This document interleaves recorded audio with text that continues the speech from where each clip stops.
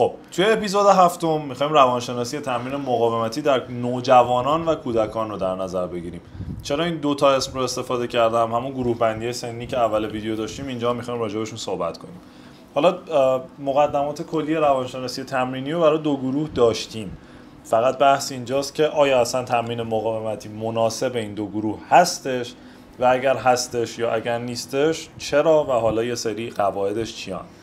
اول اینکه بله دوباره میگم اگر اصولی انجام بشه این قضیه هیچ مشکلی نداره و درست حسابی پیش میره. فقط اینو باید در نظر داشته باشیم که گروه اول که بگیم 7 تا 12 13 سال و گروه دوم که اگر بخوایم قانونا حساب کنیم 13 تا 18 ولی من 13 تا 20 هم میگم، گروه اول خیلی با بازی محور باشه، گروه دوم آروم آروم دیگه باید وارد اون فضای رقابتی هم بشن.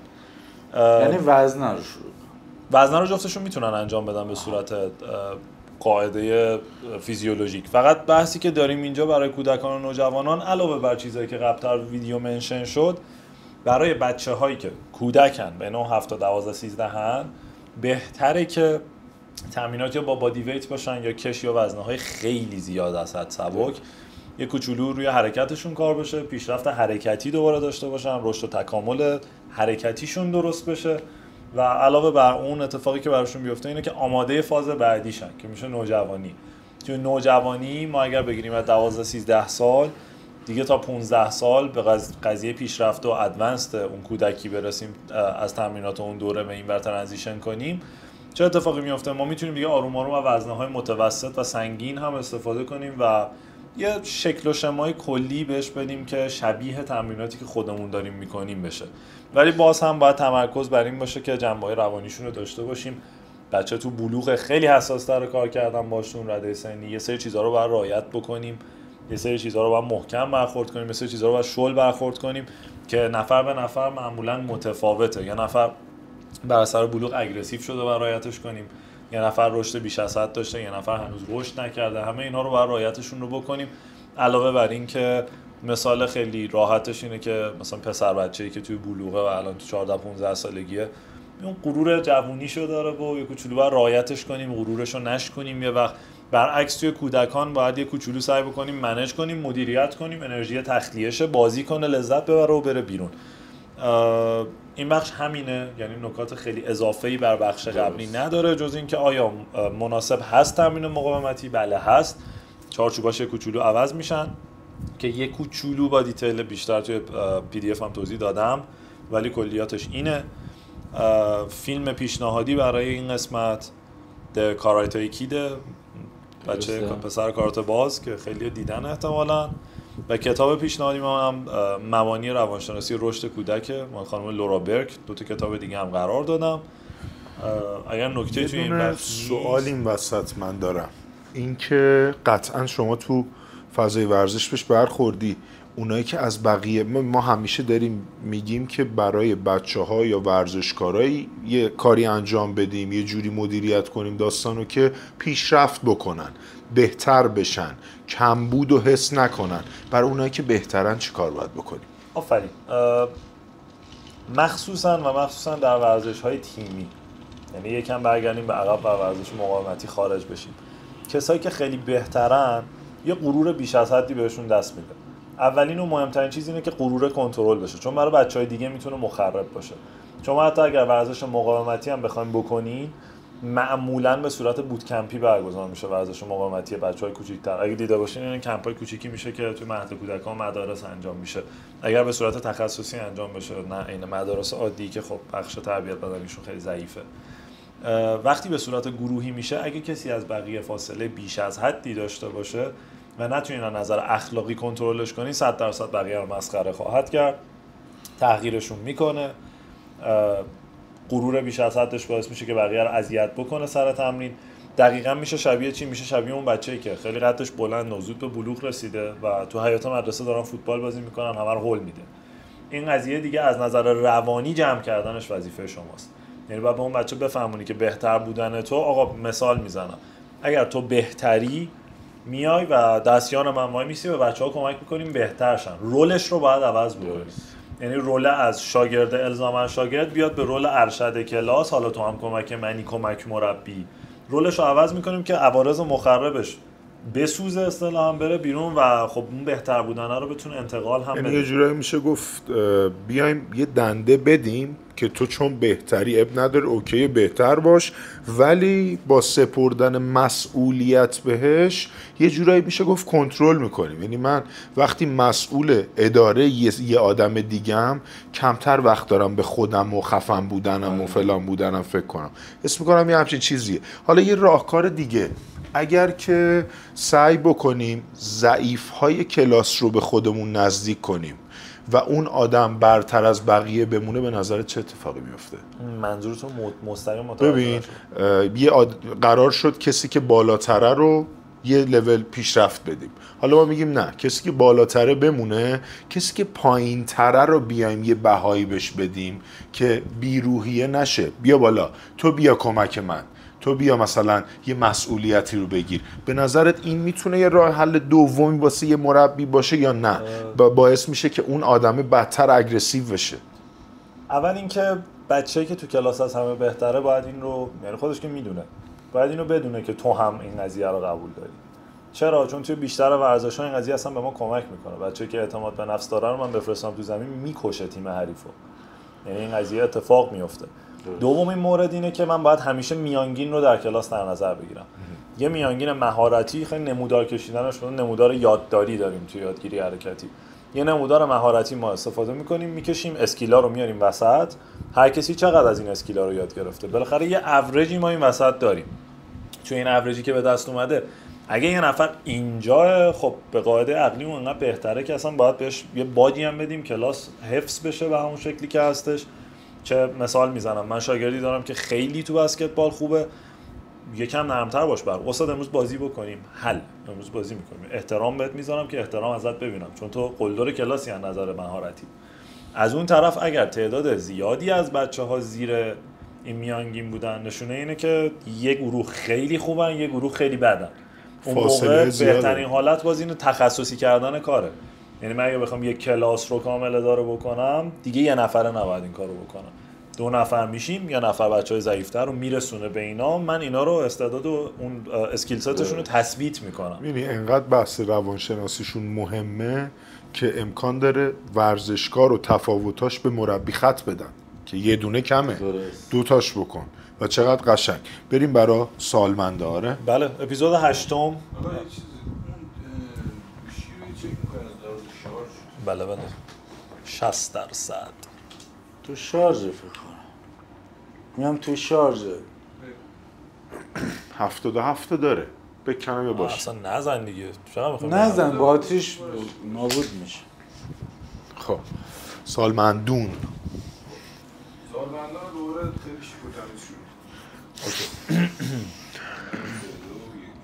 بریم سراغ اپیزود 8 و اپیزود آخری که تو پادکست میخوایم بررسیش بکنیم، روانشناسی تمرین مقاومتی در سالمندان. این بخش آخر دیگه میایم ببینیم تمرین وزنه برای سالمندان مناسبه یا نیست، که دوباره جوابش واضحه، هست 100%. و اینکه یه سری چالش ها که دارن چیه و یک سری باید و نباید ها. من اول از چالش ها شروع میکنم. چالش هایی که درگیرشن، اول خب چندین و چند بارم منشن شده توی پادکست، ترس از آسیبه. اگر ما ترس از آسیب رو حتی ایجادش هم بکنیم، یعنی آسیب هم نبینن، ترس از آسیب رو ایجاد بکنیم، احتمال اینکه ورزش رو بذارن کنار خیلی بالاست، یعنی اصلا ادامه نمیدن. این بواده مثلا فرزندانشونه یا مثلا اون مربیه. آخه میدونی اینجور چیزا فرزندا چون حساسیت خاصی به پدر مادر، حواست باشه اینجوری نشا اون نشا، نمیدونم یه ترس و دلهوره خاصی به پدر مادر این چه شروع کردن این اکتیویتی جدید معمولاً این قضیه مارگزیده از ریسمون سیاه و سفید میترسه است. اگر یه بنده خدایی براش یه مشکل فیزیکی پیش اومده باشه، حالا میتونه بدترین مشکلا باشه تا یه شکستگی کوچیک، و سنش هم رفته بالا و همون نسبت تحمل و کمتر شده و زود رنجی و اینا اتفاق افتاده، احتمال این که نخواد این قضیه براش تکرار بشه 99%. پس ما اگر تو محیطی قرارش بدیم که حتی حدس بزنه این اتفاق قراره بیفته، نمیاد توی اون محیط کار بکنه. براتون مثال میزنم، جایی که من تمرینات خیلی استیبل و کنترل شده شروع بکنم با سالمندم کار کردن، ببرمش زیر مثلا پرس سینه با باربل با هالتر، همون مثلا جلسه اول دوم 100% ترس اینو داره که اون باربل ول بشه رو صورتش. یعنی همون اول ترس این قضیه رو داره، برای همین دیگه با وزن اخت نمیشه. یعنی ترس اگر ایجاد بشه، حالا پروژه ما جای بهتر کردن و توانمندسازی میره تو جمع کردن ترس. چندین و چند ماه عقب میافتیم تا دوباره بیاد سالمند ما به ما اعتماد بکنه که ما کار کنیم. تازه این قضیه مال سالمند عادیه که یا ورزش نکرده بدون سابقه است یا سابقه داره. اگر ما بخوایم وارد بخش بازتوانی و سالمندان بشیم که 2 برابر باید رعایت کنیم. آدمی داره میاد با ما کار میکنه که دارای یک سری ناتوانی فیزیکی یا ذهنی هست بر اثر سالمندی، نه تو حالت عادی، و اون آدم خیلی حساس‌تر، خانواده‌اش خیلی حساس‌ترن. به همون نسبت شما دارین هزینه بیشتری معمولا دریافت میکنین، در قبال هزینه بیشتر دریافت شده قاعدتاً باید کیفیت بیشتری از کار رو ارائه بدین. این اتفاقات توی این بحث اول میفته. اون فرزندایی هم که میگی، من به تجربه اینجوری هم که همون جوری که دیدی والدین بچه رو میارن کنترل میکنی، یه سری صحبت ها داری، اینور چه شکلیه؟ اینور شما یک فرد سالمند رو نمیتونی بکشی کنار علمی باهاش صحبت کنی، علمی براش اجرا میکنی.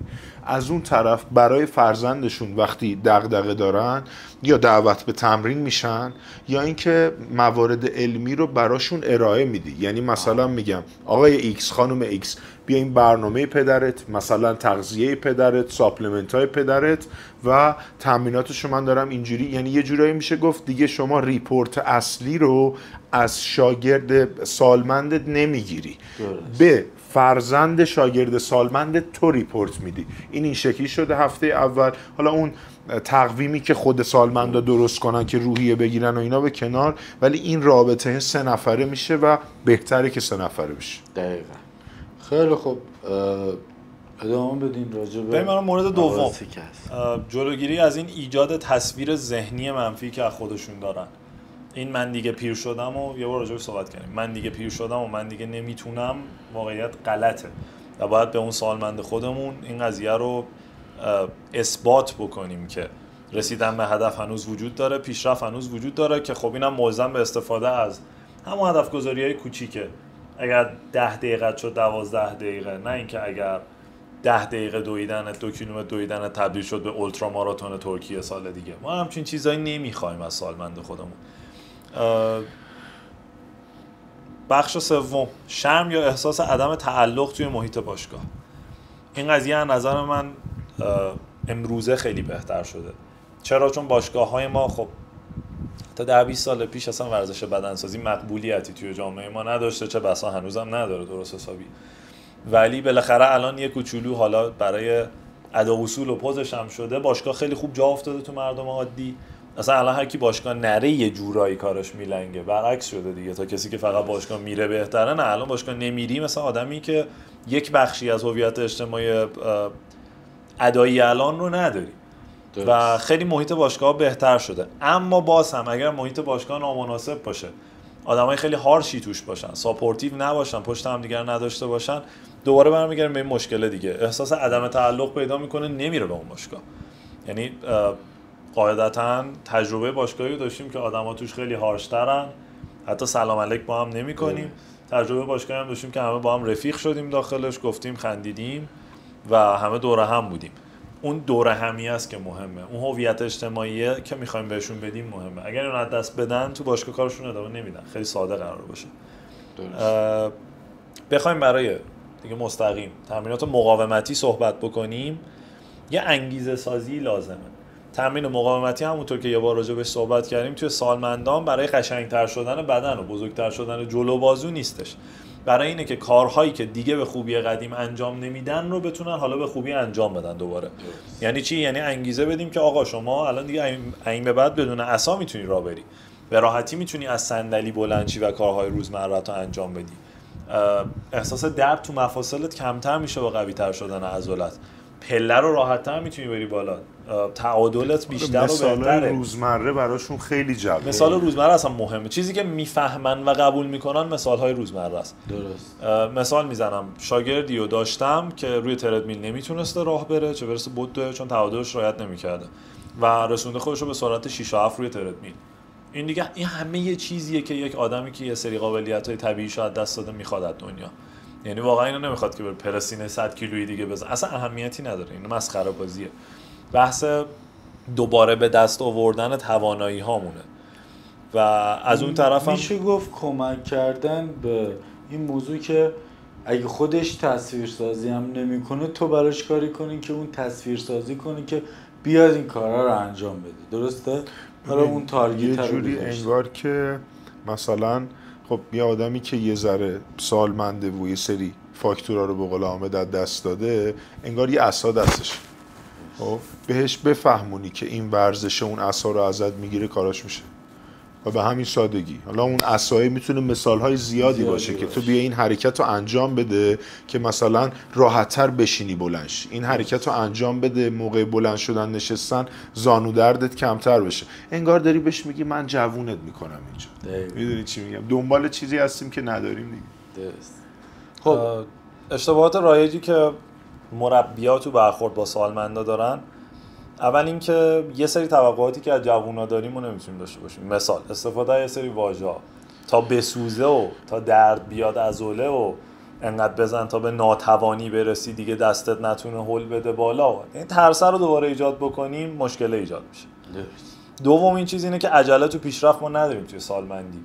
ما اصلا دیگه هدفمون چیزایی نیستش که راجبش تا الان صحبت کردیم به غیر از سالمندان. هدف ما یا حفظ چیزهاییه که تا الان به دست اومده و نمیخوایم افت داشته باشن، یا برگردوندن نسبی چیزهاییه که از دست دادن. معمولا ما تو تمرین با سالمندان دیگه دنبال اضافه کردن چیزی نیستیم، دنبال برگردوندن یک سری ناتوانی‌های ایجاد شده ایم یا دنبال حفظ توانایی‌هایی که هنوز داریم. مورد بعدی بی‌توجهی به ترس‌ها یا دردهای ابراز شده شونه. مثال میزنم، سالمندی که میاد به من میگه سینه من موقع پرس سینه دستگاه درد میگیره و من اهمیتی نمیدم، چه اتفاقی میفته؟ میره خونه سینه‌اش گرفته و اصلا مهم نیستش که بدون درد قلب چه شکلیه، دقیقاً میترسه قلبش باشه. درست. خیلی میترسه قلبش باشه، با اینکه سینه گرفته ها. روز بعد میاد به من قرش رو میزنه، من میگم این که چیزی نیستش نگران نباش و دوباره به همون شیوه تمرینی ادامه میدم تا گرفتگی سینه براش ایجاد بشه یه بار، دو بار، سه بار و 100% تمرین رو میذاره کنار. من ترس قلبمو دارم تو اون رده سنی، من اصلا نیاز نیست این کارو بکنم. یا اینکه بر اثر همکاری با دکتر خوب یا حالا درست یاد دادن علائم، مثال میزنم دردی که لوکالیزه باشه بتونیم جاش رو نشون بدیم، معمولا درد قلبی نیستش. اینو باید بهشون یاد بدیم. یا دردی که من دست بزنم عضلم درد بگیره، خب مال عضلمه دیگه. اگرم باز قبول نکردن، حق رو به سالمندا بدیم که اگر فکر کنه این فشار درد قلبیه، اصلا وزنه رو ادامه نده براش بهتره. یه چیز ترسناکه. شما اینجا دارین برای بیشتر و بهتر زندگی کردن و زنده موندن تلاش میکنین، کیفیت باقی عمرتون رو میخواین ببرین بالا و برعکسش اتفاق میفته. من نمیام دیگه تو خونه میخوابم، بهتره. منابع چی داریم؟ منابع پیشنهادی کتاب Strength Training Past 50 داریم. یه دونه کتاب دیگه هم گذاشتم مال ACSM که این گایدای بزرگ هم مثلا خواستیم بخونین. فیلم مستند اونم Silver Strength که یه مستند کوتاه درباره یه سری سالمنده که با تمرین مقاومتی حالا بدنشون رو بازسازی کردن و اینکه این رو همیشه بهتره سالمندا در نظر داشته باشن که اگر شروع بکنن هیچ وقت دیر نیستش و اگر توانایی دارن میتونن حفظش کنن، اگر توانایی رو از دست دادن میتونن تا حدودی برش گردونن. این مهمترین نکته‌ایه که ما اینجا داریم. به جنبندی ملویی از کارمون انجام بدم. ببین 2 تا بخش داره. چیزو تمومه. ویدیوها رو چیکار کنیم؟ ویدیو اینستا رو اونم همونجوری میتونم لینکشو بذاره. چی؟ حتی ویدیو همه چی تو پی دی افت هست، باید ببینی تو ادیتش به دردش فقط میخوره بیاره یا فقط نوشتش. خروجش. من الان یه جنبندی کلی میکنم. یه جنبندی چیزو من دارم. نه جنبندی کلی علمی شما میری. نه علمی ندارم. من میخوام بگم راجع به معلولیت‌های جسمی و ذهنی مطلب داریم دیگه، اینجا گفته نمیشه. داخل پی دی اف برید تو کانال بردارید. خب این درسته. پس یه کار دیگه هم بکن. یه نکته دیگه راجع به کلیات میخوای اینو شما خودت بگی که اونم بقیه‌اش خودت بگی؟ رو آقا این ادامه داره. 2 تا بخشم که دو تا اینجا بخش راجبش حرف معلولیت نمیزنی، جسمی و بهتره ذهنی. که بخونید آها. و ادامه مطلبی که میخوای بگی. تمومه؟ بره؟ آره بده.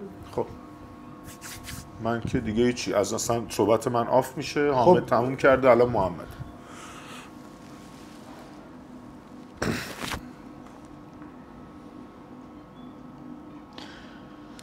خب ما 2 تا بخش دیگه داریم که راجع به معلولیت‌های جسمی و اون بخش دومیش ناتوانی‌های ذهنیه که فکر میکنم رو از اول پشت هم برو. اینو میخوای شما بریم؟ محدودیت‌های جسمی و ذهنی. محدودیت‌های جفتش جسمی و ذهنی. محدودیت. با هم بگو ولی بگو 2 تا بخش مجزا. ولی محدودیت نیست. ما